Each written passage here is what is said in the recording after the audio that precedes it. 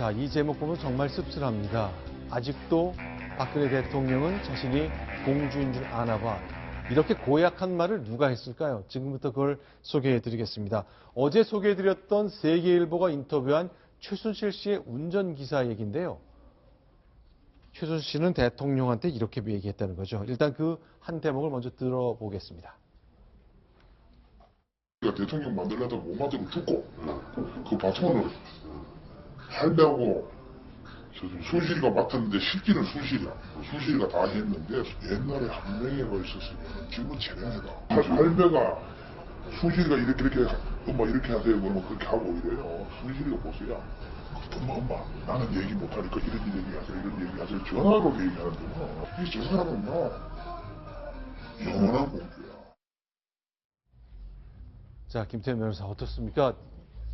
대통령 뒤에서 아까 이렇게 얘기했잖아요. 대통령이 알기로는 최순실이 내 앞에서 너무 얌전하게 굴었는데 뒤에서 저런 일을 하는지 몰랐다 했습니다만 이런 얘기 보면 대통령 그냥 까무러치겠네요. 뭐 좀 그렇겠죠. 뭐 앞에서는 이제 대통령 뭐 화장품도 사다 주고 옷도 사다 주고 한다지만 가장 이제 충격적인 얘기는 이런 얘기 아니겠습니까?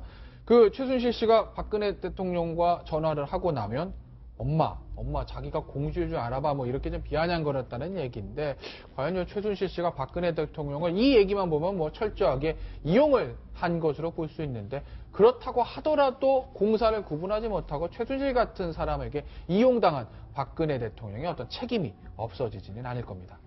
하나 더 보겠습니다. 글쎄요, 모든 것을 최 씨가 박근혜 대통령을 위해서 일했다는 얘기인데 그 얘기도 조금 더 소개해드리겠습니다. 이것들이 콩나물 대가리 하나부터 해서 그 집에 그 취장 벌이는 건 내가 맨 다 봤어요. 하얀 건 내가 맨 다 사가지고 순실이가 시키지. 하얀 게 뭐예요? 지금 아무것도 없죠. 거의 하나의 상징적인 사람이라고 본다니까 내가. 순실이가 많이 하는데 뭔가 자꾸 이제 이상한 걸 부탁하는 모양이지. 순실이가 전화하고 끝나고는 엄마 자기가 아주 공주지 않아? 그래서 잘해요. 자, 박상부 국장, 뭐 역시 이제 공주라는 표현 뭐 반복적으로 사용되고 있습니다. 그러니까 그 박 대통령이 사실은 이제 그 청와대 생활, 그 다음에 18해의 은둔 생활 속에서도 자신의 어떤 소수로운 것들 접촉하고 외부에 접촉하는 것 자체를 굉장히 기피하는 과정에서 그러한 대소사를 사실은 그러니까 최태민, 최순실 일가가 특히 이제 최순실 씨가 거의 처리해주다시피 하다 보니까 마치 과거에 어떤 그 왕궁에 있는 그 공주나 어떤 왕녀 황실 사람을 보필하는 일종의 그 시종 같은 역할을 하면서 사실은 그때는 아마도 처음에는 박근혜 대통령이 갑이고 최순실 씨가 을이었는지 모르지만 최순실 씨의 마음속에는 저 사람은 나한테 모든 걸 의지하고 자기가 아무것도 할 줄 모르는 왕궁에 가만히 앉아있는 공주에 불과하다라고 이미 저런 말투에서 나타나는 걸 보면 나중에 취임 이후에도 많은 부분을 사실은 최순실 씨가 거의 어떤 지휘하고 일종의 멘토 역할을 하다시피 하는 그러한 어떤 두 사람의 내부적인 심리적인 역전 관계가 사실 저런 데서도 엿보이는 것 같습니다. 자, 지금 있었던 1979년 당시 영상을 보면 대통령 옆에서 바짝 붙어 어떨 땐 무릎을 꿇어가면서 얘기하고 가까이 모시고 안내하는 최순실 씨.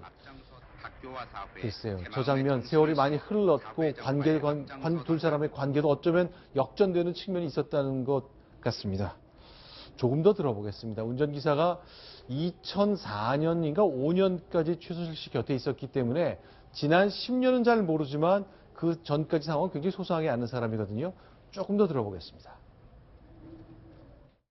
할아버지가 둘이 통화만 오래 해. 지금 대통령하고 최태민이하고 이제 그렇게 통화를 하는데 기사한테 지금 대통령이 못해. 최 회장이 연락이 안 돼요. 그러니까 한 석 달째 지금 연락이 안 됩니다. 그러니까 자기가 가만있어 또 한 번 그러더라고요. 한번 집에 가서 알아보세요. 그러더라고요. 안 해달라고. 세상 뜬 거야. 아이고 철저하게 이 사람들은요.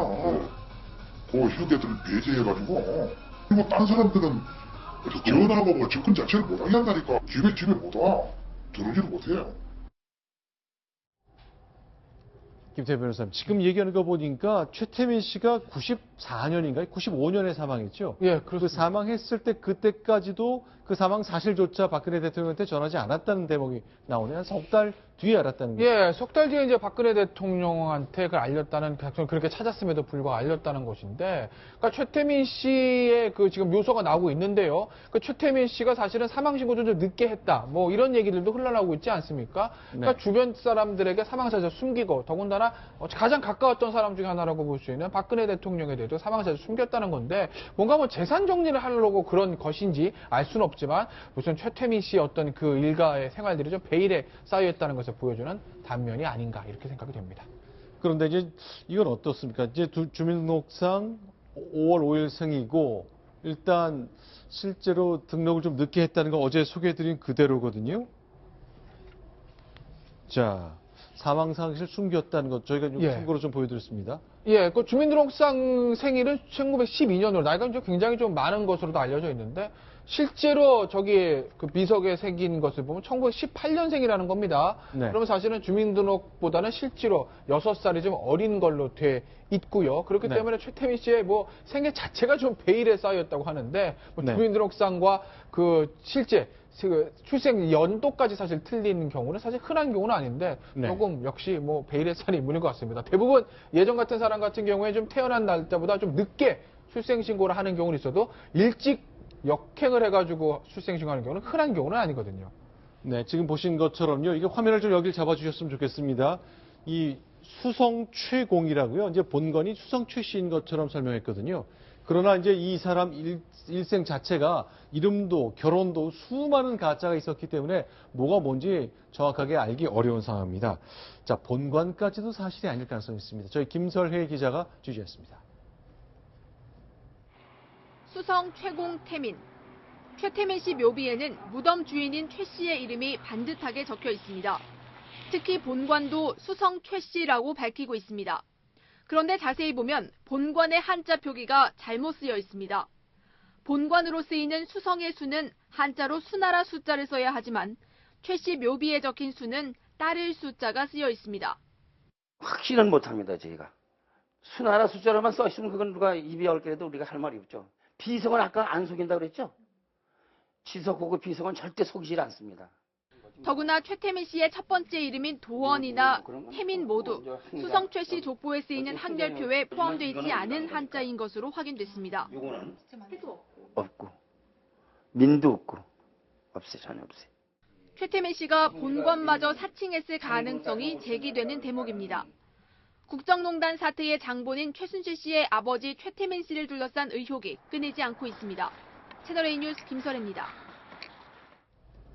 자, 이제 수많은 거짓과 오류 속에 그야말로 혼돈 속에 살았던 최태민 씨의 일생. 사망한 지 20년이 넘었습니다만 아직까지도 우리 정치권을 크게 강타하고 있는 모습입니다. 윤경민 부장. 네. 어제 저희가 이제 채널A가 처음으로 최태민 씨의 묘 모습을 보여드렸는데 이 자치단체에서 문제지가 좀 생겼죠? 네, 그렇습니다. 용인시 처인구에 위치한 야산의 이제 묘소를 만들었는데요. 네. 그 묘지를 조성하기 위해서는 한 후에 행정당국에 사후 신고를 하도록 되어 있습니다. 네. 근데 신고를 하지 않은 것으로 지금까지 드러났고요. 그래서 용인시에서 직접 그 현장을 나가서 조사를 했습니다. 네.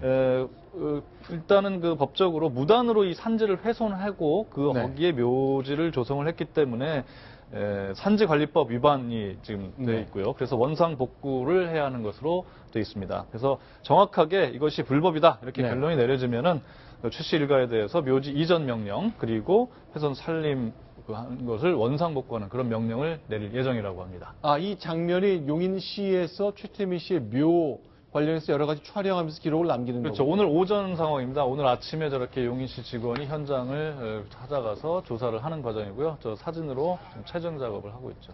그런데 이 땅은 누구 땅이 되는 거죠, 그러면? 예, 그 땅은 최 씨 일가가 원래 가지고 있던 땅은 아니고요. 김찬경 전 미래저축은행 회장이 한 70%를 가지고 있고요. 그 본인이 아니고 김창경 미래저축은행 회장이요. 예, 그 본인이 아니고 꼴법대 가짜로 들어갔다 논란이 됐던 그분이잖아요. 네, 그 부인과 동서가 70%를 가등기를 하고 있고, 그다음에 최순영, 최순실 이 자매가 또 나머지 30%를 가등기를 하고 있다고 합니다. 그 토지거래 허가 구역 내에 있기 때문에 원소유주 축산업자 김 씨에 대해서 이 최 씨 자매가 2억 5천만 원 근저당을 설정했다고 합니다. 자, 그러면 최 씨 일가하고 김찬경 회장 사이에 무슨 관련이나 인연이 있는 겁니까? 그 김창경 전 회장이 그 최순득 씨 남편하고 친구 사이라고 합니다. 그래서 그 최태민 씨 사망 이후에 원래 그 축산업자 김 씨가 김창경 회장의 친척인 모양인데요. 묘자리를 알선해주겠다 이렇게 얘기했던 걸로 전해지고 있습니다. 네. 자, 그럼 그동안 이 관리 문제 이런 것 때문에 계속 논란이 좀 있을 것 같습니다. 자, 그동안의 관리 추천이 좀 달랐다면서요?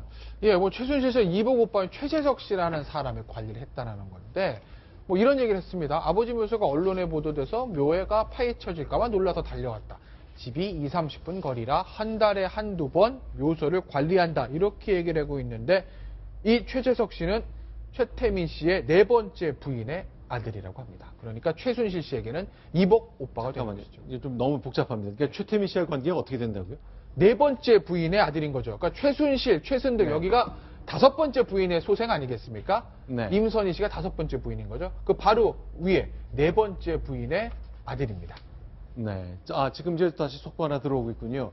동아일보와 채널A가 단독 보도한 내용입니다. 아, 그렇군요. 오늘 메인 뉴스에서 하는 저희 종합뉴스의 예고 내용인데요. 자, 55세 이상용의 수면제 다량 보유했다 하는 내용들 속보로 들어오고 있습니다. 자, 이번에 6번째 소식 보겠습니다. 윤경민 부장도 여기서 인사를 드리고 새로 모시겠습니다. 고맙습니다.